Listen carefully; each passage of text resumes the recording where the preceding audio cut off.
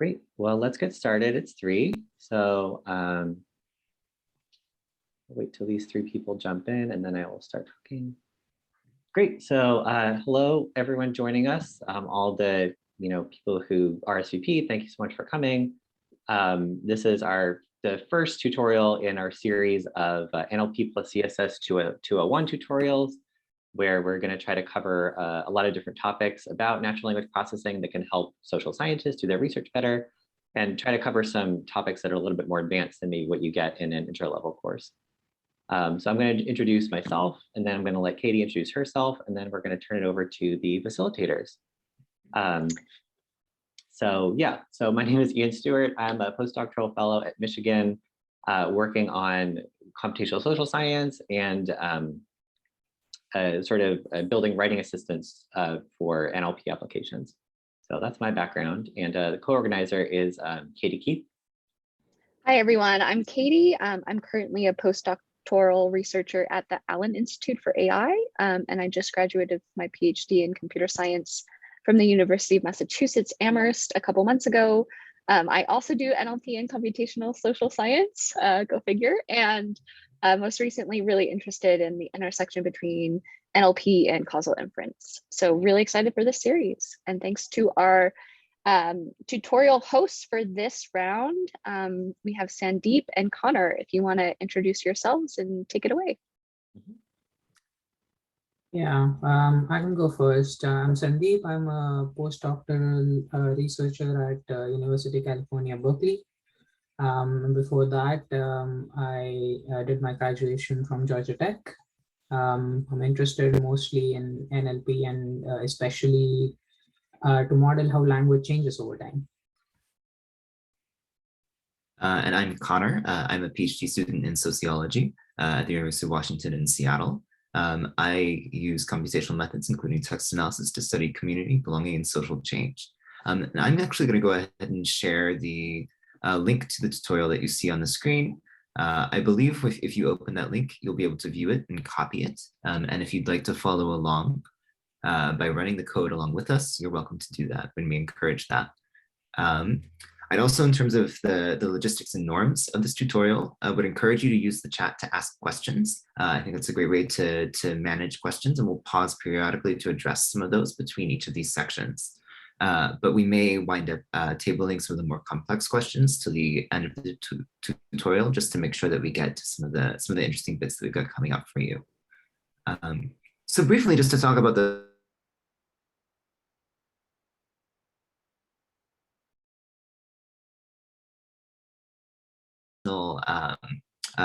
intuition for how word embedding models work, which you can hopefully had a chance to look at before this.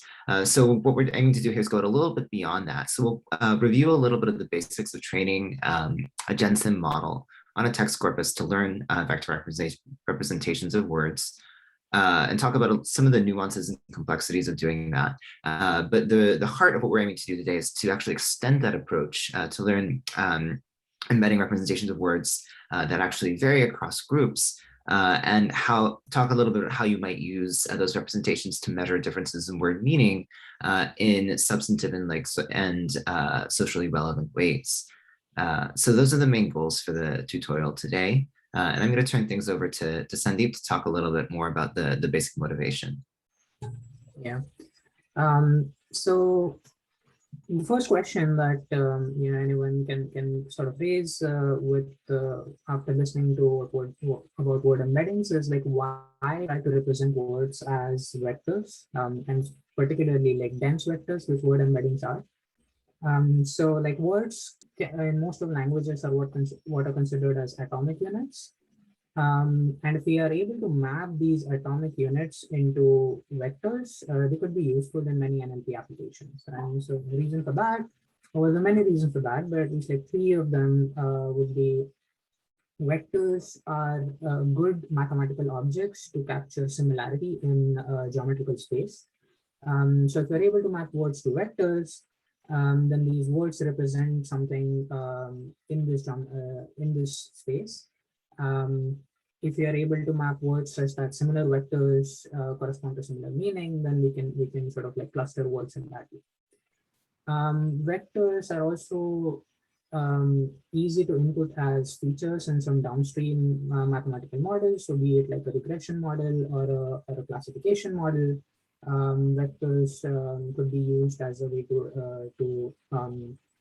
as an input to those models.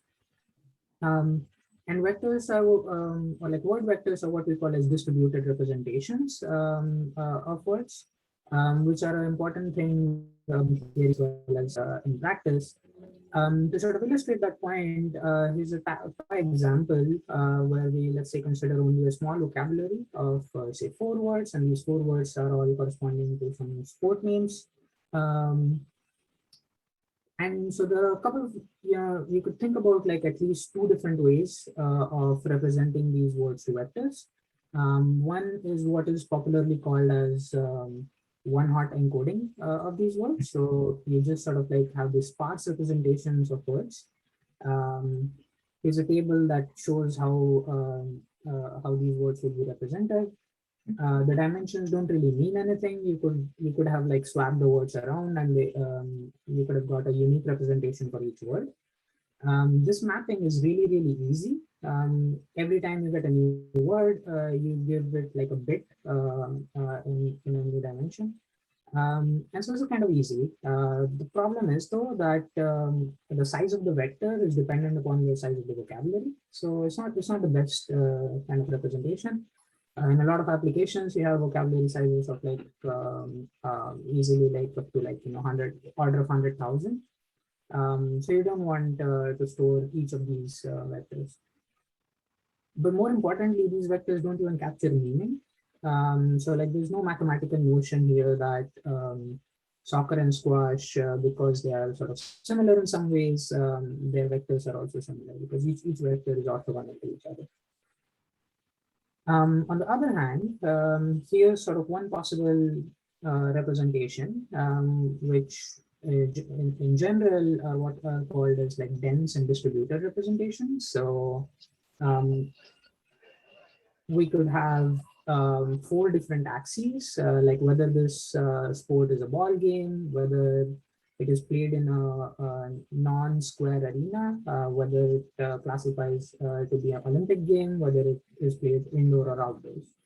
And depending upon which characteristics or which traits the game satisfies, you would put a 1 in that. So you could still get unique representations like this.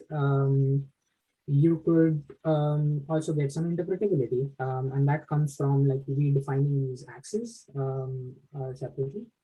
And with that, you really get this idea of vectors capturing meaning, because they're similar games that share similar traits will have those particular dimensions activated. And this is a compact representation. Now we are not representing each word by like how many other words there are in the vocabulary, but rather by the traits that they share. So the only sort of extension beyond this is word embeddings give you like word embedding models give you principled way of learning these representations from data. Where of course you lose out on what these dimensions might represent, but because like dimensions are highly dependent upon the words in your vocabulary. In this case, we were able to define these dimensions, but once we have like other words in the vocabulary, they won't necessarily be so interpretable. But we could learn compact representations such that along specific dimensions, we would have similar words have comparable values. Okay, and so this tutorial demonstrates one of these techniques, which is popularly known as word-to-vec, which learns these dense vector representations from very simple neural networks. And these representations can be learned by sort of 2 flavors of word-to-vec, which are called a skipgram and a continuous bag of words. CBOV is a short form for that. And they differ more on the basis of like what is the prediction task underlying to learn these representations. So in the script-gram model, we try to learn the words that are in the context or appear in the context of a current word. In the CBOW model, we try to learn the current word if we are given the surrounding context in which the word appears. Um, why is this the right kind of prediction task? Well, there are like multiple ways in NLP that you could learn meanings or like associate meanings to words. But one that this is based on is this sort of principle called distributional hypothesis, which is like you can associate or like a word is characterized by the company that it keeps. So if you're given a large corpus, you could probably understand meanings of words by just looking at the context in which it appears. Okay, so this is sort of the motivation and the intuition for a lot of you. You might know this already. If not, maybe this gives you a starting point. If you want to get into the maths and the theory behind this, the original papers which are cited in this notebook explain that. And there are also like numerous blogs which give you a very visual introduction of what is going on under the hood. So with that, let me turn over to Connor, who is going to explain how we could train our QET model. Exactly. Yeah. Thank you. Again, if any questions come up, feel free to put those into the chat. And welcome to folks who have just joined us. So if you're looking to actually train and use word embeddings in your research, there's sort of three different levels of complexity and flexibility that you might go for. One is to use a pre-trained model that's completely off the shelf. So something like GLOVE, you may have heard of GLOVE vectors. And those have the advantages that they're trained on much more data than you as an individual researcher might have access to. So GLOVE, for instance, the most common set of vectors that I've seen used is trained on the entirety of Wikipedia, plus some news tech wire corpus. And so intuitively models that are trained on large amounts of data potentially produce sort of more faithful, like general representations of the meanings of words in everyday usage in English. At the same time, and of course, people have found like interesting creative ways to use those pre-trained embeddings for social science research ends. At the same time, though, if you have your own corpus or a particular context in which you're interested in understanding or comparing the meanings of words, then that sort of general approach isn't necessarily quite as useful. And you then would find yourself in the position of wanting to train models on your own corpus. And in that case, the simplest way to do that is to use an existing library's implementation. So that means using a library like gensim. If you're trying to do something that's even more complex than that, or you need even additional flexibility, then you're in the world of wanting to write your own model from scratch, which is definitely possible, but it's beyond the scope of a tutorial like this one. I think there are like the PyTorch tutorials include an example of writing word to vec from scratch. It's really interesting and worth checking out. But again, beyond the scope of what we're wanting to do here.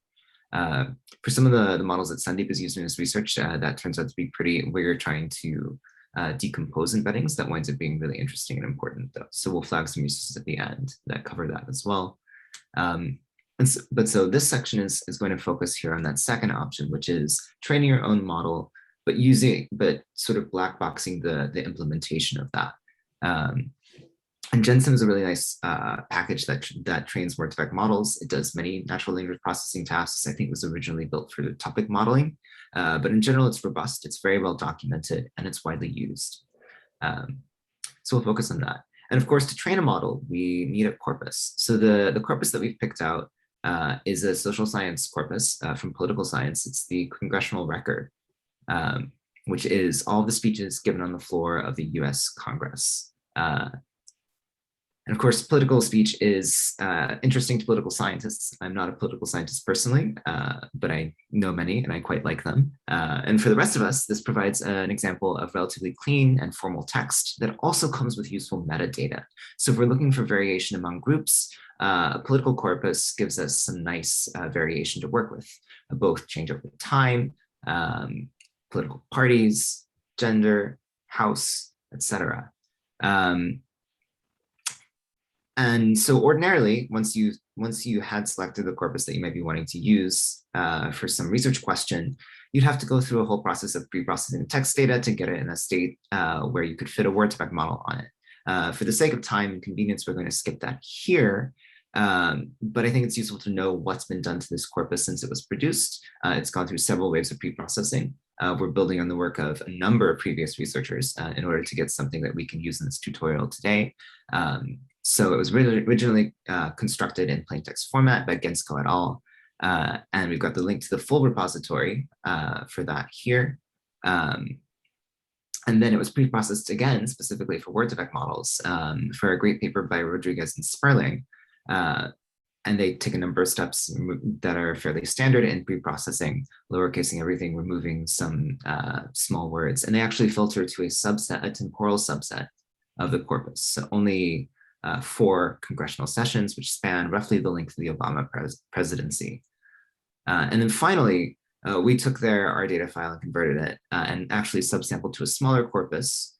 Again, larger data is usually better, but for the sake of time, it's a lot easier to train and faster to train models in smaller sets of data, even if the consequences you will see if you run some of this code is some instability in those embeddings.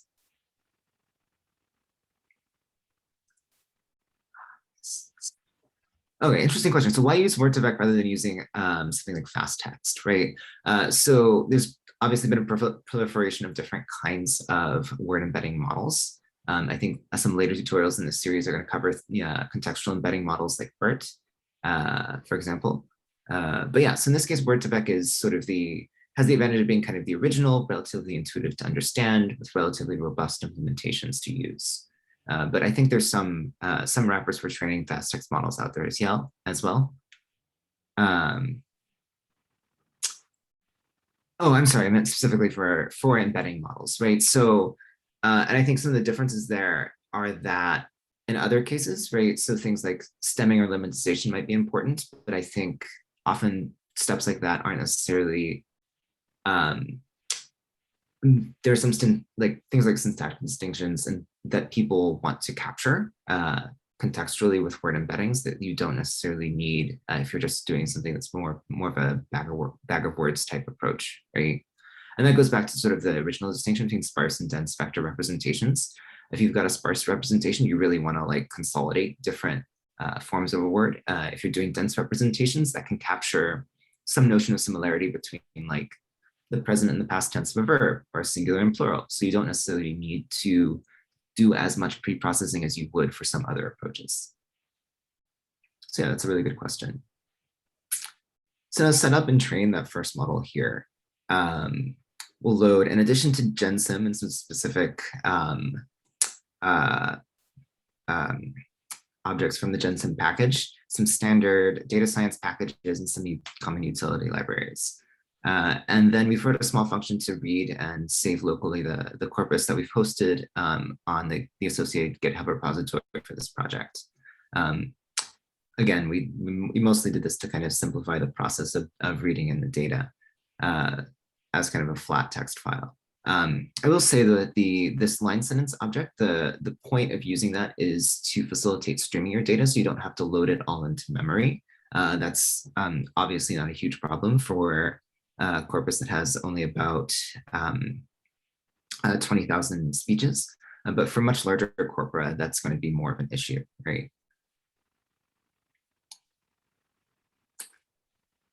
So that gets us through loading the corpus, and then we can fit. Hey, Connor? Yes? Sorry, would you mind just explaining how to run cells in Colab for people who haven't done it before? Oh yeah, it would be, I always forget the keyboard shortcut. So it's either shift enter or command enter. Sorry for people who are not Mac folks. Or you can just press the play button, right? Yes. Yeah. Oh yes, there is a user interface. Cool. Thank you. Thanks. Yeah, if you're using Windows, it's Control Enter. Yes. And that should advance you to the next cell as well.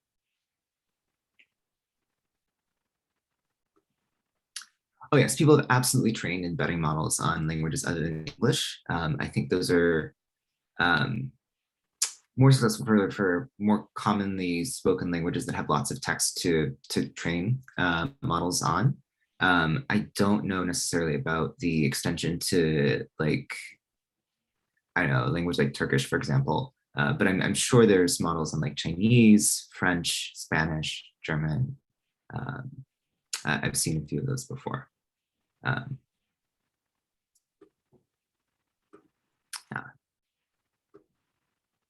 So now we'll train a simple model and use a test query to demonstrate the notion of similarity, which in the context of word embeddings is and in many text analysis and NLP approaches is operationalized with cosine similarities. This is the, essentially it's an angle in like multidimensional space and can be represented with matrix algebra that we'll show you below. Note that we've set a random seed for training this model. And again, because the initialization, because the training of this model is in fact random, if you were to change the random seed, you would get slightly different results for similarity, right? And it's, again, even more pronounced when you're using a relatively small corpus. And this also gives you a sense for how long a simple model like this will take to train. So once that happens, you will see the 10 most similar words to the query speaker, right? So again, in this context, we expect speaker to be a little bit different from sort of an everyday average English context, because it's going to be referring to the Speaker of the House, that is the leader of the majority party in the House of Representatives.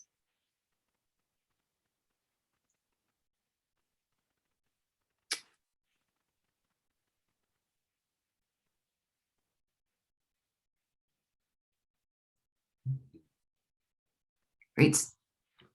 So again, we see that unlike in sort of a general English context, which you could get by using something like glove, for example, the most similar words to speaker are things like chair and president.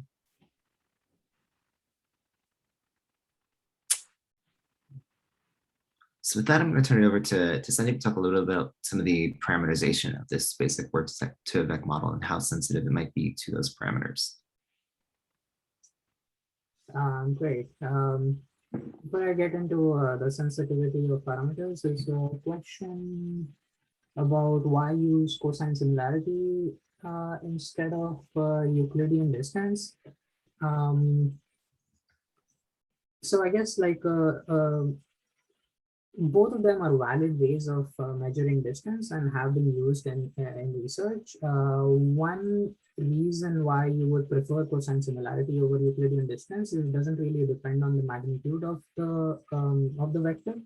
So if you sort of like normalize it, then maybe like you can map all these Euclidean distances down to so that all the words can be equally compared. But cosine similarity naturally gives you that. So you're only measuring the angle between any two words. You don't have to make the magnitude of the vectors normalized or anything. Does the magnitude of the vector have an interpretation? I don't know, maybe, but it's kind of hard. It also largely depends on the training algorithm, and it's hard to sort of control the sort of the values within the vector of how big or small they will be. For a lot of these applications, we actually don't care about the individual values as much as we care about like what do they mean overall and what do they mean together with other words. All right, so let me move on to the more sort of low-level details of training a word-to-word model. As you saw before, like training a word-to-word model, at least using gensim, isn't very difficult. Like all you need is a corpus and maybe something that can read that corpus back and feed it into word-to-vec. However, word-to-vec is is a stochastic model, and it also has a lot of parameters configuration that you can control. And it's an interesting sort of research question, as well as something social scientists would want to know is what would be the sensitivity of these different knobs that you can turn. Because if it affects some downstream tasks, then you should at least be aware of it. So one of the sort of intuitive parameter there is the size of the window in which you restrict these individual prediction tasks. The other thing that you have to restrict is the size of the vocabulary, which you can imagine the way the vocabulary is constructed is through data. And therefore, the size of the vocabulary is dependent upon how many usages of a word you deem to be enough to consider the word to be part of the vocabulary. And so what we can do is feeding this parameter to the model. And so like what to work in gensim accepts this window size as a parameter, and it's probably going to take some time, but we have the results that it shows. Right, and so you can learn individual models of this kind with different window sizes, and then query each of these models for some term. And so here's the result from an earlier run. Because we have set the same seed and the number of workers to be 1, you're going to get the same results even if it takes some time. But you can see differences between what are deemed as similar words if you just vary this window size. So for a smaller window, you see words that are sort of syntactically similar. So all similar verbs that appear as top or like the near words to the query term that we have.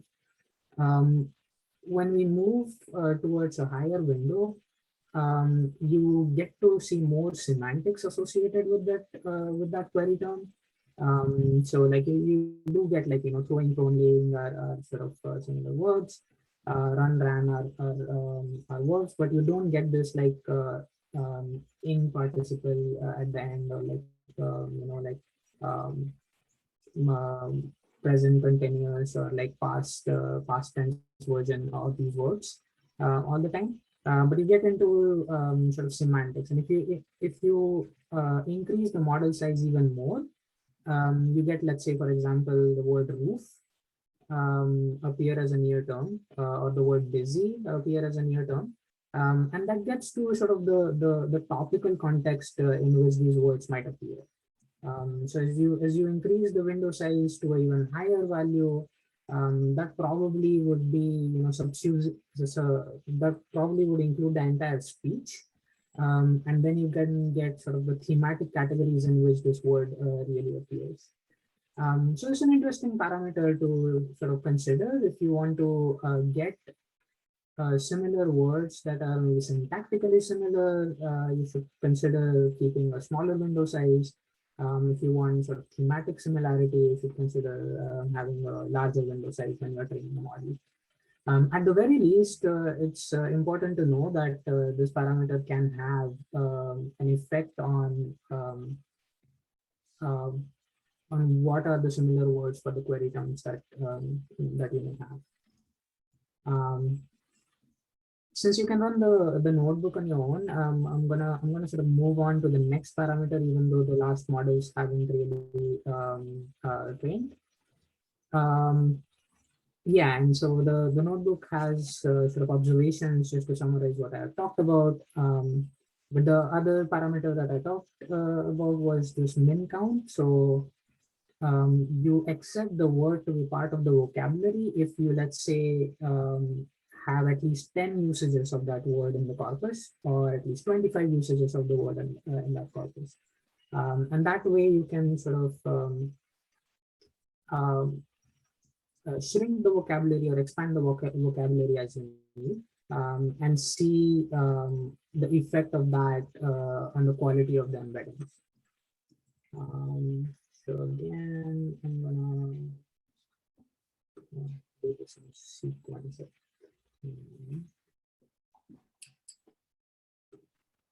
Yeah.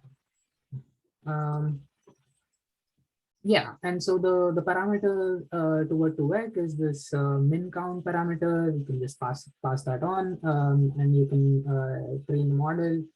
And again, we repeat the same exercise. We pass the uh, once we have a trained model, we check for a given query what are the similar words for each of these individual models. The intuition with controlling the vocabulary size is the quality of the embeddings in the word-to-vec model can vary dependent upon how many words are there in the vocabulary and what is their frequency. So if you remember, like internally, these embeddings are learned by creating these prediction tasks. But if there are not a lot of usages of the word, then for this prediction task, you don't have a lot of data. And so the embeddings that you learn for words that are rare tend to be slightly lower quality compared to words that are high frequency.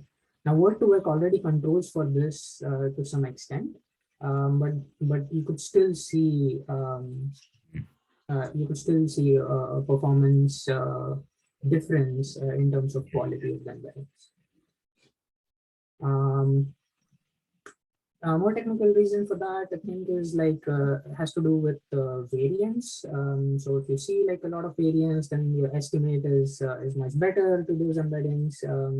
But if you only see a few occurrences, then you don't have a lot of data to go with when you're learning these embeddings.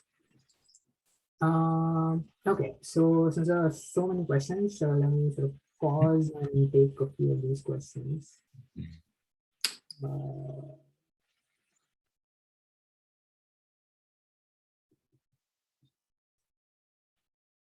Yeah, I think there was some discussion about word2vec versus glove versus fast text. And I think, at least in this context, we're glossing over some of those differences. I think the next section on extracting data structures will be helpful in kind of a general way, knowing that you can do this similar kinds of matrix algebra on all of these different kinds of embeddings, provided that you can find where in the Python object the actual vectors and their mapping to the words of your vocabulary live. So do you want to go ahead and talk about that then? Yeah, sure.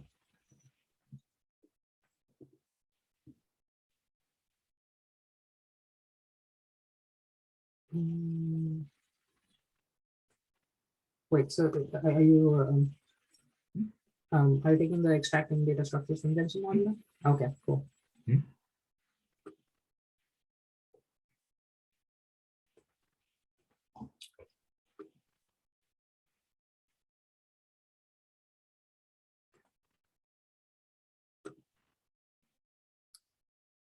Oh, sorry, are we out of sync in terms of who's doing this section?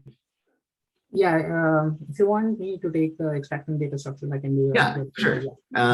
Great. So again, to recap, sorry for the flub in real-time communication. But yes, so the thing we're going to do next is basically make a very simple function to pull out the key parts of a trained embedding model. So that is that matrix of the word embeddings, and then an index mapping, actually in this case, both ways, from the rows of that matrix to the actual words in the vocabulary and vice versa. And we'll be using those different things later in the next sections when we wind up calculating, when we wind up aligning the models and then calculating cosine similarities between them. The one thing I'll point out that's kind of interesting in this function is on line 15 there. So using that init sims actually creates normed versions of the vector. And we wind up using those normed versions of the vector for the subsequent alignment, right?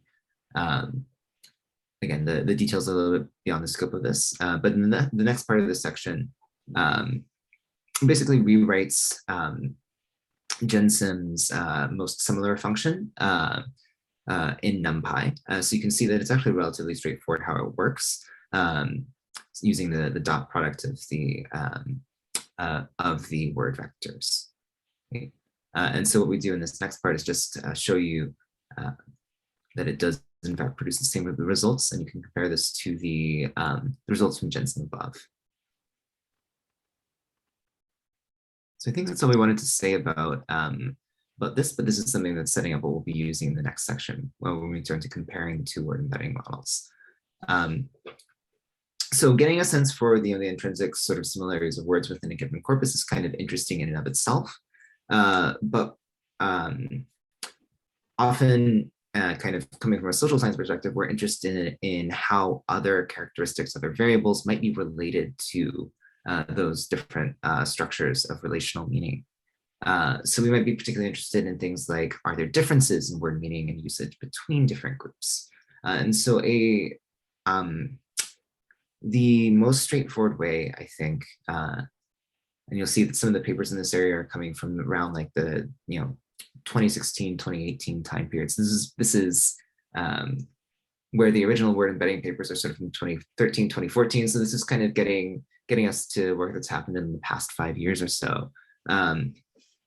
Is to split up a corpus and then fit separate word embedding models. And again, in this case, we're using word defect models in each subset of that corpus. So the focal variable that we'll use here in this next section is political party. So splitting up the congressional record corpus, again, the subsample of the corpus, into a Democratic corpus and a Republican corpus of speeches. And we'll use that to look at which words Democrats and Republicans use differently. To kind of anchor this conversation, I'm going to borrow a list of 10 curated political words that Rodriguez and Sperling put together to explore the semantic performance of word embeddings overall. They're testing out different parameter combinations. They're doing some experiments using mTurkers, and they're actually comparing these words to a random set of queries to see whether the model does better or worse at getting sort of substantively relevant, contextually interesting words versus words on average, right? So for convenience, we've already split this corpus into 2 different text files. In a later section, you'll need to split up a corpus yourself to do the same thing. So the next 2 blocks of code just wind up reading in those 2 corpora. And we've picked some reasonable values for the parameters that we talked about above to train 2 different separate models, which may again take a moment, right? So again, just to say a little bit of politics words, this is a set of political abstractions. It's a set of politically contentious terms. And it's references to the parties themselves, right? So you can see here that we're using the extraction tool that we built to pull out the embeddings themselves. And I know this code is going to take a second to run, so may actually just move forward and talk about the pre-rendered results. But hopefully you're able to run the code yourselves in real time as well. And again, if you have any questions about kind of the technical details, or if there are horrific errors happening that we should know about, please do let us know in the chat. So for this next section, right, we've just taken one of those anchor words, taxes, right, and found the nearest neighbors for each of those 2 separate models, right? And I don't want to overinterpret this. Again, like we said, this is a small sample. So this is not like we found this really fascinating difference, we're going to hit publish right now. But this is a suggestive example that shows that Democrats and Republicans might, in fact, at least in terms of what other words show up as being most similar or most in relation to the word taxes, might in fact be different. So obviously there's some overlap, right? Words like income and revenue are talked about in similar contexts in similar ways as taxes. But other words like billionaires and millionaires, and a few Democratic politicians I think we can imagine might be likely to use language like that on the House or Senate floor. And other words like, other words show up in the context of the Republican corpus, right? So this could be an example. Again, I think, kind of a toy example, but nevertheless, an example of how the different rhetorical and discursive framings of political parties could show up in terms of how the meanings of particular important words play out. But what you'll notice we did there was just compare similarities of words within each model. So what we're going to talk about next is what might happen if you wanted to then compare across those models. Let's see. Sandeep, did you want to take this next section? Sure thing. Great. Yeah, and so one issue which we face with the word-to-word models is, since they are probabilistic models, and if they are trained separately, you can't just compare the vectors from one model to vectors of other model, even if they correspond to the same word. And just to sort of demonstrate this, we ran this sort of dot product query. So this is just calculating the similarity between a very common word like the, and you see like the similarity is actually much smaller, which wouldn't make any sense, because the word the shouldn't really change in meaning or like have any difference in meaning across these two slices of data. Obviously, if you try some other word which is more substantive and maybe has differences in meaning, that'll be even smaller. But the basic idea is like, we can't rely on these values for comparison if we don't have some sort of faithful way of converting one model to another. And the way this is done, this is one way. There's multiple ways to do this, but one way this is done is through a technique in math called procrustes alignment, which uses singular value decomposition. The basic idea is to try to rotate vectors in one space. Remember, if we train two different models, you have vectors in two different geometric spaces. So you just want to rotate the vectors in one space so that they align to vectors in the other space. So you would then see the vector for the word the in, let's say, the Democratic corpus to be very similar to the vector of the word the in the Republican corpus. And wherever we are not able to align them that well, those are the words that actually have some difference in meaning. So it's a simple idea, and mathematically also it's actually quite simple. It's just like a couple of lines of code. All you do is take the singular value decomposition, apply this rotation matrix. Before we do that, we do have to do some like intersection of the vocabulary, because if a word exists in one vocabulary and if it doesn't exist in the other vocabulary, then we don't have any way of like mapping it or like comparing it. So with that caveat, the sort of operations that go to aligning them are not very difficult. You first intersect the vocabulary, and all of this is code available in this notebook. So with proper links to the math also, if you are interested in. But the yeah, so like once you have all of this code, all you have to do is get the common vocabulary and get the aligned embeddings for both the Democratic model and the Republican model.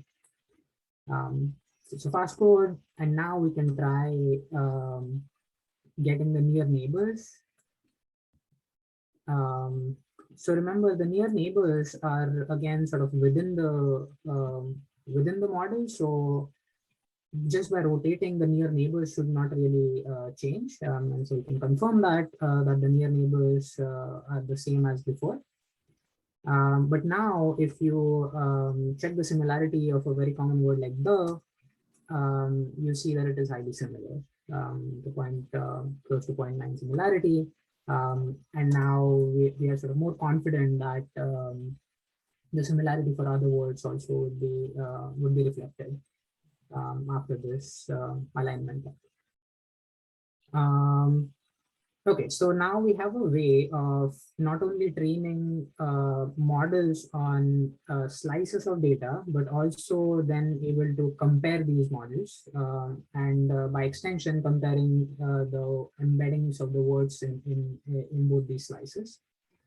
So we are almost there to calculate the sort of the crux of this tutorial, which is what are the differences, or the substantive crux of this tutorial, which is what is the difference between these two parties. Um, and so I'll let again Connor take it up. Yeah, right. So that gives us the ability to, so I mean, I think the logical question here, right, is a cosine similarity of 0.8 large? Is it substantively meaningful? And so this next section then explores a few different ways to kind of conceptualize that.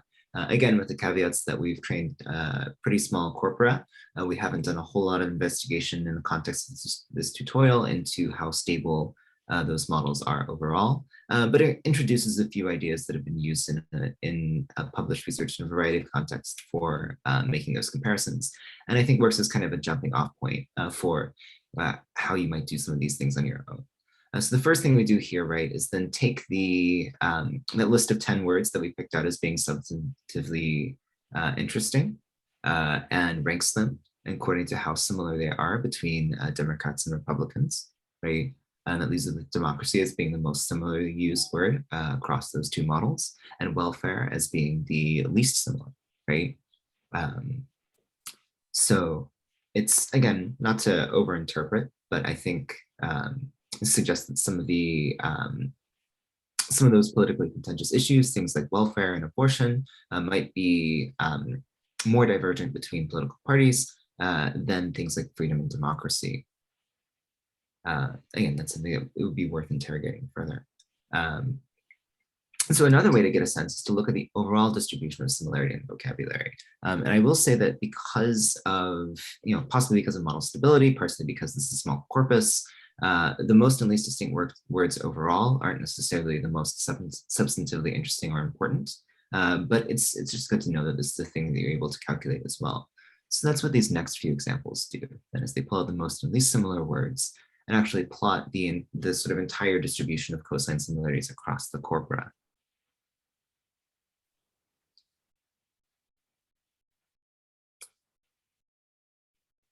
So that's the overall distribution there. I think in different contexts, you might find it useful to kind of get a sense for overall similarity between two different models in this way.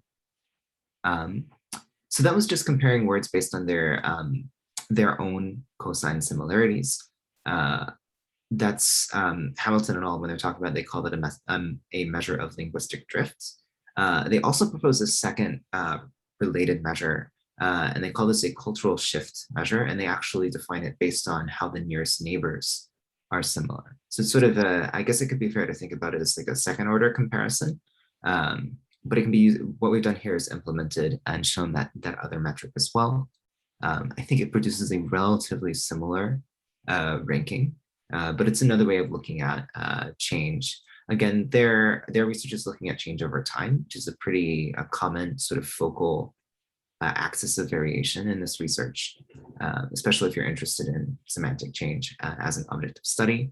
But there's a few other ways we can imagine using this as well, right? Again, this example has been group variation. Finally, the last idea that we wanted to introduce in this section, and then I think we'll move into questions and maybe some time for open-ended stuff. Sandeep, could you scroll up slightly? Great, right there's perfect. The last idea that we want to introduce in this section is so not only getting a relative intuition for the magnitude of differences, but for whether those differences might be robust or statistically significant. So this just introduces a very simple, basically like placebo method of reshuffling documents to split corpora into random groups. Many of the methods that try to implement different statistical tests in published research will do things like bootstrapping, so sampling with replacements, or even swapping tokens between documents. And the goals of some of those approaches are to kind of break the link between the variable that determines the groups and the relations between the words, right? So this just implements a way of reshuffling those two corpora, so splitting them into two random groups rather than groups defined by our covariate, and training randomized models on those new subsets and calculating these same cosine similarity statistics for those, right? So as you can imagine, if you're wanting to train 100 models, especially if you're using a larger corpus or parameter specifications that make your model slower, then that's potentially going to take quite a long time. But if your goal is to get robust results and really understand whether the differences that you think you're seeing hold up, this is a really important thing to consider and a direction to pursue. And I will say that this idea of randomization is a pretty standard one, but how exactly it's implemented seems to vary quite a bit. I wouldn't say that there's a standard way of doing randomization to do statistical testing on differences between word embedding models. But this just implements a very simple version. And we'll only run the repetitions 3 times, so you won't actually see enough values of cosine similarities to actually make a definitive determination about whether the real corpus is enough of an outlier that we believe that it's different. But it gives you the idea about how you might do that. And if on your own you'd like to try running this 100 times, that would be really interesting. So that brings us to the end of section 3, which is the main content that we wanted to cover in this workshop. Section 4 is an open-ended exploratory exercise. It shows you how to download the full metadata for the corpus. Again, this is the subsample of the full congressional record. So it has metadata including gender, political party, which state the Congress member comes from, and what the session ID is. And that last one corresponds to the time period. And there are 4 time periods represented in this data. So the first activity we suggest that you try out here, either getting started in the next couple of minutes, depending on how many questions people have, or on your own later, is to train those 4 separate models, align them, and look at how some of those focal words compare in terms of change over time. Now, a decade-long period may be a relatively short period of time to see much substantive change, but it's certainly possible. And you can imagine then extending that to even more complex comparisons, looking at, for example, both political party and change over time, and seeing if particular issues are becoming more or less talked about in more or less similar ways over time. So that gives you a sense for a couple different relatively straightforward ways to add some complexity to word embedding models by comparing them. It's cool. And then after that, we've got a few resources for you if you'd like to explore things further. And finally, if you're particularly ambitious in terms of working on your own, we've also hosted the full 400 megabyte data set for this time period of the congressional record. So if you'd like to train a full model, you can copy that over to your Google Drive and mount it as well. But yeah, I want to save the last few minutes for a little bit of interactivity and questions. So if folks want to either put questions in the chat, if you have anything that you'd like to ask verbally, you can also put your name in the chat to queue up to ask questions like that. Let's see. Oh, the number of repetitions. Basically, enough to get a p-value, right? So you probably need, like, if you got 100, then you can tell whether it's in the 95th percentile or not relatively straightforwardly, but I think you could do it with fewer than that. I've seen research that uses as few as 40. That's Laura Nelson's paper. I'll grab the link to that in a second. But yeah, so definitely more repetitions than 5 or 10 is what I would say. Sandeep, how many randomizations did you use in your abolition networks paper? Yeah, I think 100. Sometimes you want to do this hypothesis test in a non-parametric way. Sometimes you want to do it in parametric way, and I think that also determines the number of times you do this repetition. 100 is a reasonably good number that you could keep the value at 0.95 to check the level of statistical significance and then check. Although, you can imagine you have to, in each repetition, you're training a different model. And so it's you have to understand that there's a cost associated with it. The one more thing that I would like to say though is all of this could be done in parallel. So you don't have to do it in like a for loop. You could train these models separately, each of them in parallel. So you'll probably like save a lot of time and computation. Yeah, so we've used Google Colab today to kind of black box some of those conversations about infrastructure. I think for small corpora and simple models, like you can make some headway, like running a Jupyter notebook on your laptop. But for larger corpora and for doing things like training 100 different models, then you're looking at needing some more robust computing infrastructure to do that.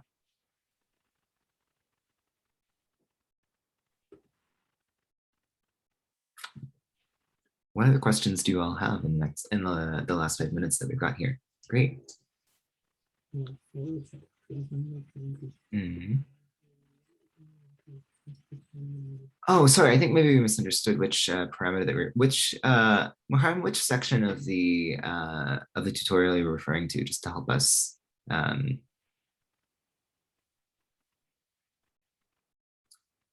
think my guess is you're talking about the minimum count. Mm-hmm. Oh, nearest neighbors, right? That's just so 10 is often conventional, and that gives you that at least lets you start to see differences, and it's small enough to put in a table, right? But what people do in some cases is actually calculate cosine similarity between whatever your focal word is and the entire rest of the vocabulary, right? So nothing's stopping you from, especially if you're trying to derive like metrics of some like graphical summaries or metrics of similarity, from calculating it over the entire vocabulary. But I think when people are looking for kind of the intuitive comparisons, right? So for example, the like human acceptability ratings for like model A, model B that Rodriguez and Sperling use, I think they show participants 10 words, right? So I think it's a question of like whether what you're doing is for human consumption, and then 10 is a nice round, easy to read number, or whether it's something you're doing something with downstream. Mm-hmm. No, I don't think there's a mathematical way to do it.